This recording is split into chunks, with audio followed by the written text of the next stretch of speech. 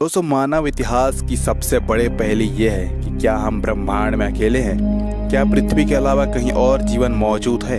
इन सवालों का जवाब पिछले कई दशकों से ढूंढा जा रहा है। तो आइए जानते हैं ऐसे ही कुछ रहस्यों के बारे में जो संकेत करते हैं कि इस धरती पर एकमात्र हम ही नहीं हैं। नंबर 1। दोस्तों, ये बात है साल 2003 की, जब चिली के आटाकामा डेजर्ट में सिर्फ 6 इंच लंबा एक हाथ के साइज जितना ढांचा मिला था।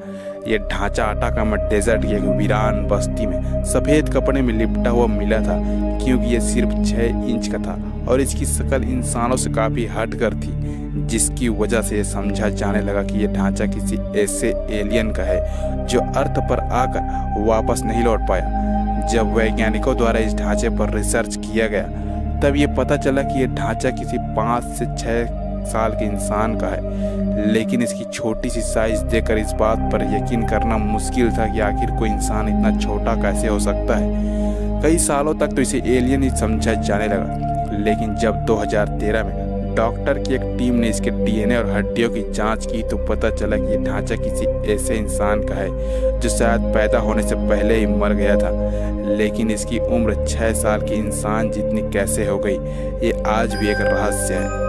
नंबर 2। दोस्तों, हम जब भी एलियन या फिर यूएफओ की बात करते हैं तो आपके दिमाग में हॉलीवुड साइंस फिक्शन मूवी तो जरूर याद आती होगी। अधिकतर देखा जाता है कि कोई भी एलियन अमेरिका पर ही हमला करता है। पता नहीं एलियन को भारत में क्यों इंटरेस्ट ही नहीं रहता। लेकिन अगर हम भारत की बात करें तो भारत में भी कई बार यूएफओ को देखा गया है।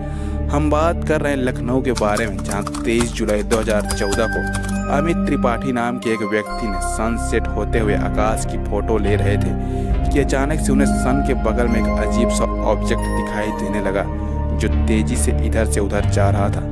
अमित को यह थोड़ा अजीब सा लगा तो उसने तुरंत इसकी 3 से 4 फोटो खींच लिए। 40 सेकंड के बाद ये ऑब्जेक्ट अपने आप ही अदृश्य हो गया। जब वैज्ञानिकों द्वारा इसका पता लगाया गया तो पता चला ऐसा कोई भी ऑब्जेक्ट धरती पर मौजूद नहीं है। नंबर 3 पे आता है गीजा का पिरामिड। दोस्तों, गीजा के ग्रेट पिरामिड की ऊंचाई करीब 450 फीट है। वहीं इस पिरामिड का जो नीचे का भाग है वो 13 एकड़ में फैला हुआ है, जो लगभग 16 फुटबॉल के मैदान जितना बड़ा है। इस पिरामिड को बनाने में 23 लाख पत्थर ब्लॉक का इस्तेमाल किया गया था, जिनका वजन करीब 5 अरब 21 करोड़ किलोग्राम है। इन पत्थरों को लाइमस्टोन और ग्रेनाइट शामिल है। इस पिरामिड को बनाने में इस्तेमाल किए गए पत्थरों का वजन 2 टन से लेकर 30 टन और कुछ पत्थरों का वजन तो 45,000 किलो से भी अधिक है। इसमें सबसे हैरानी की बात तो यह है कि आज के समय में भी किसी क्रेन से अधिकतम 20,000 किलो तक का ही वजन उठाया जा सकता है, तो उस समय 45,000 किलो वजन का पत्थर कैसे उठाकर लाया गया होगा। गीजा के ग्रेट पिरामिड के कुल कितने तहखाने हैं इसके बारे में तो कोई नहीं जानता, लेकिन अभी तक के शोध के मुताबिक इसमें 3 तहखाने मिले हैं। आधार तहखाना, राजा का तहखाना और रानी का तहखाना। लेकिन हैरान करने वाली बात तो यह है कि राजा के तहखाने में ना तो राजा की मम्मी मिली, ना ही रानी के तहखाने में रानी की मम्मी मिली, जबकि इस पिरामिड को राजा और रानी के शव के संरक्षण के लिए ही बनाया गया था। नंबर 4। दोस्तों, ये रहस्यमयी आकृति सीरिया से लेकर जॉर्डन और सऊदी अरब तक फैली हुई है।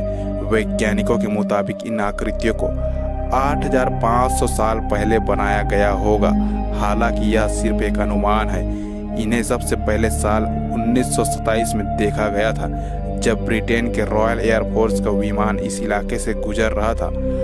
अब इन बड़ी बड़ी आकृतियों को क्यों बनाया गया था, यह अब तक एक रहस्य भी बना हुआ है। दोस्तों, इजराइल के सी ऑफ गैलेक्सी के अंदर हजारों छोटे छोटे पत्थरों से बनी एक विशाल आकृति है। चट्टान नुमा यह आकृति 32 फीट ऊंची और 230 फीट व्यास की है, जिसका वजन लगभग 60,000 टन बताया जाता है। हैरानी की बात तो यह है कि इनका निर्माण प्राकृतिक रूप से नहीं हुआ था, बल्कि इन्हें बनाया गया है।